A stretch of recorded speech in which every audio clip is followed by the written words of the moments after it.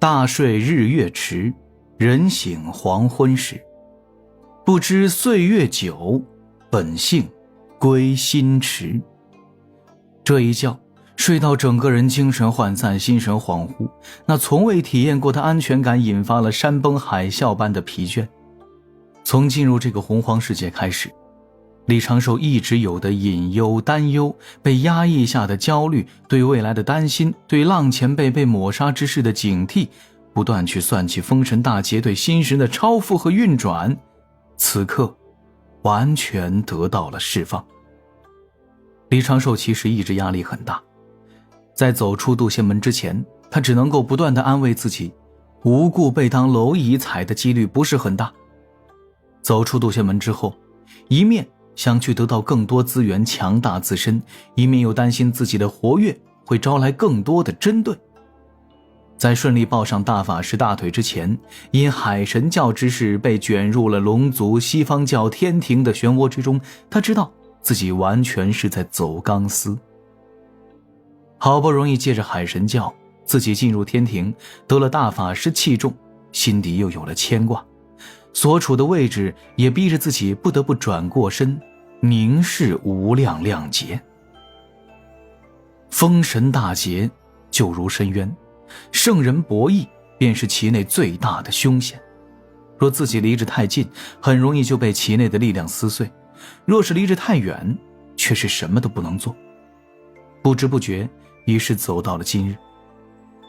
3年后，就要去紫霄宫中，目睹6位圣人与洪荒真正的主宰道祖洪君，一同牵压封神榜，定下兴天庭，损道门之量劫。不对，我睡了多久？为何感觉只是一觉睡醒，就已经过了不短的时日了？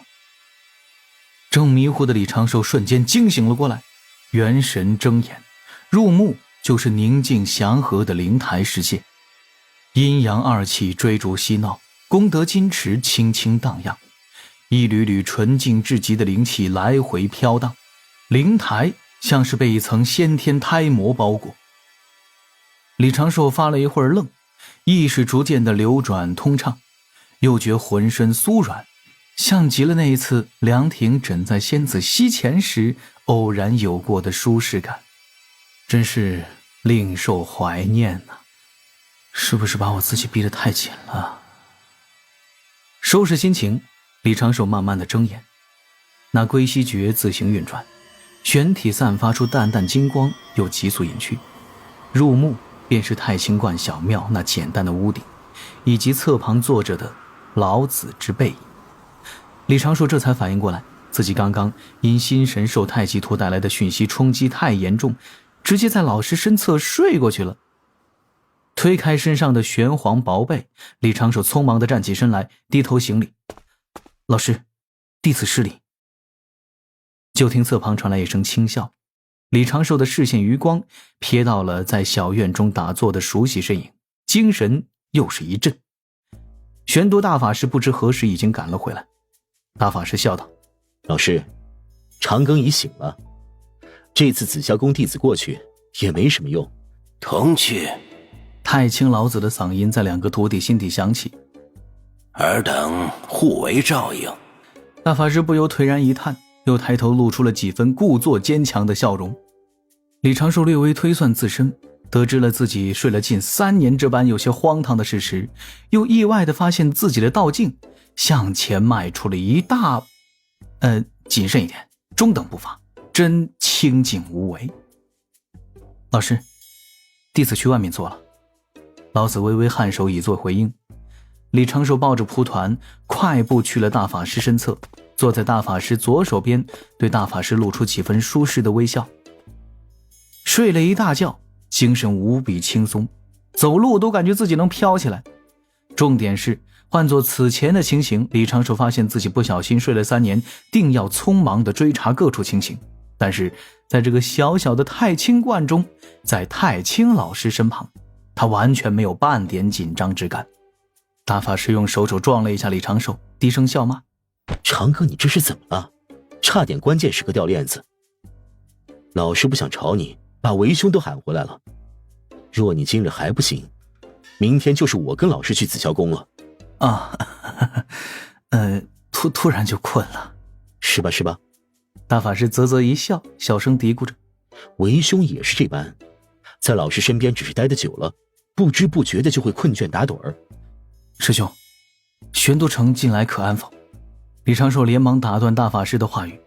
与此同时，大法师也感受到了侧旁老师那渐渐犀利的目光，嘴唇一颤，瞬间就改口了，说也多亏了老师在玄都城显露一缕圣威，吓得那些域外天魔远遁千万里，短时间内安生了，要不然为兄也无法及时赶回来。说完这些话之后，那犀利的目光才转眼恢复了平和。大法师挪了挪屁股，离着李长寿更近了一些，对李长寿轻轻眨了一下眼角。李长寿轻笑了一声，心神刚要来回挪移，探查小琼峰、天庭、商部族、地府、四海等处，大法师却似是窥破了他的想法。师弟不必多忙碌，各处都是安稳的，这个节点也无人敢去生事。你熟睡时，您的小琼峰被老师用太极图威能暗中护了起来，又有先天四方旗守着灵娥，刺史万无一失。三仙岛也十分宁静。这次紫霄宫议事，云霄师妹应当是不会去的。谢老师挂念，谢师兄照拂。嘴上如此说着，李长寿依然分出一丝心神，缓慢地探查各处。大法师笑着问：明日紫霄宫中，你打算如何均衡？李长寿看向太清老师，发现老师已经是闭目凝神，想到了老师此前提醒，也只能心底一叹：师兄，我只能斩天庭。玄都大法师略作思索：这也是较为稳妥之法。稍后你尽管开口，若是说不过他们，就对为兄投个眼神。师兄可是要雄辩几位圣人师叔？若无必要，何必跟圣人针锋相对？我帮你铺个台阶，你就借坡下驴。师兄说的是，此事只能够尽力而为，真正做决断的还是老师与几位圣人。莫忘了还有师祖。师祖。李长寿皱眉，陷入思索，总觉得红军道祖不会直接做决定，凡事都会让六圣来商议的吧。一旁大法师也并未多打扰，静静地坐在那儿，仰头看着天外的薄云浅雾淡星辰，略微出神，不多时便打了个哈欠。一觉睡了3年，当真是有些过分奢侈。李长寿趁着去紫霄宫前的一点空档，心神在各处兜兜转转。先与白泽联络，得知仙盟临天殿各处平稳，那杨戬的历练也顺利落幕，共工之精血已融入杨戬玄体，算是给了杨戬一份大机缘。各处小剧场的效果也算明显。又与灵娥联络，告知灵娥自己并无大事，只是在圣人老师身侧修行，稍后就会回返小琼峰。再简单巡查过天地，没有太清老师的神通，却有指道人的储备，快速的清查各处情形，确定自己此前的诸多安排没出什么意外，总算能够安下心来，准备明日之事。首先要明确自己的定位，能不说话就不开口。明日的主角是6位圣人，是天庭玉帝，自己不过是圣人弟子，玉帝臣属。其次要尽自己的努力去缓和截教与阐教的关系，但是这件事也不能够强求，涉及到了两教根本的矛盾，牵扯到了两教大批弟子的命途，自己只能够自保为主，尽力而为。借道门撼西方异，平道门内斗太难。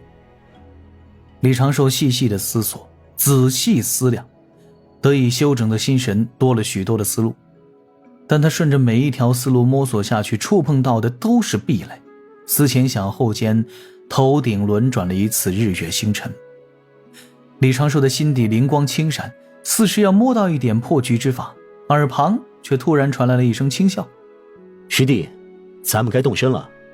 李长寿回过神来，却见圣人老师已经是坐在烽火蒲团上，飞出了屋门。侧旁的大法师伸出左手，将李长寿拉了起来，一朵白云在两人脚下凝成，待太清老子在旁飞过，便将两个人带在身后，飞出了太清观中。李长寿想了想，刚要施展变化之法，化作太白金星的模样，就被大法师抬手制止了。长庚，你本体该到台前了，今日你不可有太多遮掩，师祖面前半点障眼法也是不妥的。这个……李长寿一阵沉吟，就听圣人老爷道一声漏。李长寿不再犹豫，连忙撤掉自己身上的障眼法，露出本来面目，只是保留了降低自己醒目程度的物理伪装，相当于少许妆容。又不是要去扰乱云上仙子的芳心，这一点伪装没必要退掉，总不能帅到脱离群众嘛。见状，全都大法师眯眼轻笑，略带得意，显然是稍后准备炫耀炫耀自家小师弟。李长寿已开始静心凝神，调整呼吸，警惕性推到了最高，让自己保持着最快的反应速度。前路彩云昭昭，一个晃神儿已经是飞出了九重天阙，飞出漫漫虚空。乾坤宛若画布被拽动，天地被迅速抛在身后。太清圣人面前无物可阻，李长寿能够恍惚地感受到天地间的一条条大道都在围绕老师盘旋，整个洪荒连同五部洲和3000世界总体呈扁平状。此时太清圣人带着他两人飞出上方的天道壁垒，闯入了无边无际的混沌海中。混沌本是规则无序，一缕气息或许就可以演化一方天地，但是此时在太清圣人身中，混沌气息仿佛只是普通的云雾，杂乱无序的规则变得井井有条。我在即道在，我存即道存，这就是圣人。李长寿的道心有些激荡，趁着这般机会，感受着老师身周各类规则的演变，将重重感悟存入心中。紫霄宫，道祖之道场，道门的圣地。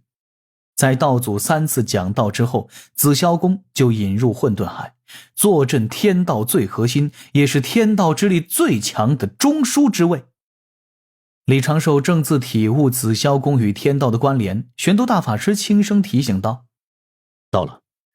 忙自老师肩头向前看去，却见那不变方位不明大道的混沌海中出现了一道数10万里深的裂缝，裂缝最深处闪耀着无尽霞光，太清圣人道袍轻轻飘动，李长寿只觉得眼前光芒轻闪，自身已失至于霞光之中，那一座巍峨的仙殿近在眼前，周遭都是近乎粘稠的纯净仙力，3000大道交错纵横，井然有序，仙势无法扩散，道心微微轻颤。低头看去，却见下方万丈处便是一层淡蓝色的薄膜，薄膜之下是9重天阙，边缘星辰点点，便是3000世界。紫霄宫距离天庭似乎并不远，在此地就可以俯瞰整个3界。既然紫霄宫离着天庭这么近，那为何老师非要在混沌海中转一圈，寻到混沌海中紫霄宫的方位？或许这就是老师对天道的态度。太清老子带着大法师与李长寿缓慢地飞向紫霄宫正前，李长寿继续努力地观察各处，积攒道心感悟。这一座仙殿没有大门，只有一根淡金色的石柱，下方堆簇着一朵朵灵芝状的金色祥云，好似地基一般。仙殿之内十分广阔，还有完整的乾坤大道穿插而过，自可大小如意，内外顺心。